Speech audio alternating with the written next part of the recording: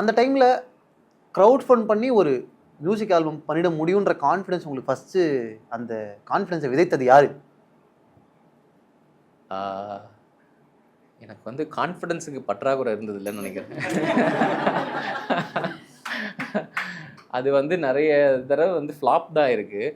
But ஆனாலும் எனக்கு வந்து ஒரு மாதிரி எனக்கு ஒரு விஷயம் பண்ணணுன்னு நான் வந்து எனக்கு மனசில் தோணிடுச்சு வைங்களேன், அது பண்ணுற வரைக்கும் எனக்கு தூக்கம் வராது. பேசிக்காக பண்ணிடணும் எப்படியாவது ஒரு அவசரப்பட்டு ஏதோ ஒன்று பண்ணி நல்லா பண்ணுறேன் இல்லைன்றது மீறி எனக்கு அது பண்ணி முடிக்கணும். அந்த டைமில் வந்து எனக்கு காசு தேவை, வீட்டில் கேட்கக்கூடாது அப்படின்ற ஒரு மைண்ட் செட்டில் நான் இருந்தேன். கேட்டாலும் செருப்படி தான் கொடுத்துருப்பாங்க அந்த டைமில். அப்புறம் நமக்கு வந்து ஒரு ப்ரொடியூசரை தேடி போகலாம் அப்படின்லாம் எனக்கு தோணலை.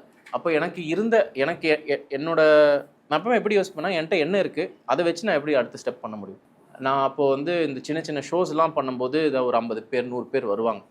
ஸோ நமக்கு ஒரு சின்ன கூட்டம் இருக்காங்க. அண்ட் எனக்கு அப்பப்போ மெசேஜ் பண்ணுவாங்க, ஏதோ டிஃப்ரெண்ட்டாக பண்ணுறீங்க ப்ரோ, நல்லா பண்ணுங்கள் அப்படிலாம் எனக்கு சப்போர்ட் பண்ணிட்டுருந்ததுனால சரி ஓகே அட்லீஸ்ட் ஒரு 100 பேர் 200 பேர் நம்ம காசு கொடுப்பாங்க அப்படின்னு ஒரு நம்பிக்கை எனக்கு இருந்துச்சு. ஸோ அங்கே அப்படியே ஆரம்பித்தேன்.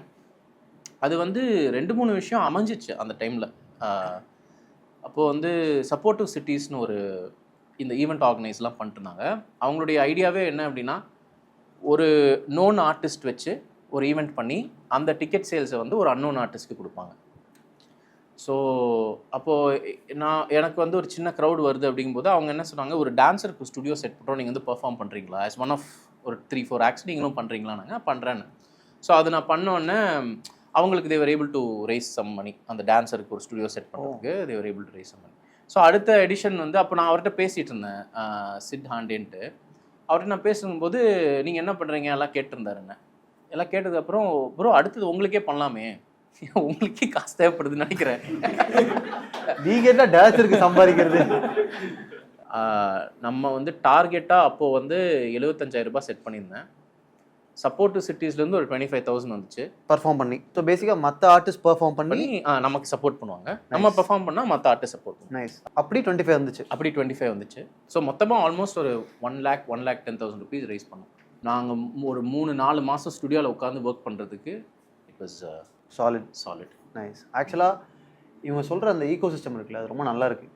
ஒரு டான்ஸ் ஸ்டுடியோ அது ரன் ஆகிறதுக்காக ஆர் அதை எஸ்டாப்ளிஷ் பண்ணுறதுக்காக கேபர் போய் வாசித்து அங்கே ஒரு க்ரௌடு வந்து அந்த டிக்கெட் சேல்ஸை வச்சு ஒரு டான்ஸருக்கு சப்போர்ட் பண்ணுறது, அந்த மாதிரி வெவ்வேறு ஆர்டிஸ்ட் பர்ஃபார்ம் பண்ணி இன்னொருத்தவங்களுக்கு சப்போர்ட் பண்ணுறது இருக்குல்ல, அது நல்லா இருக்குது கேட்குறதுக்கே.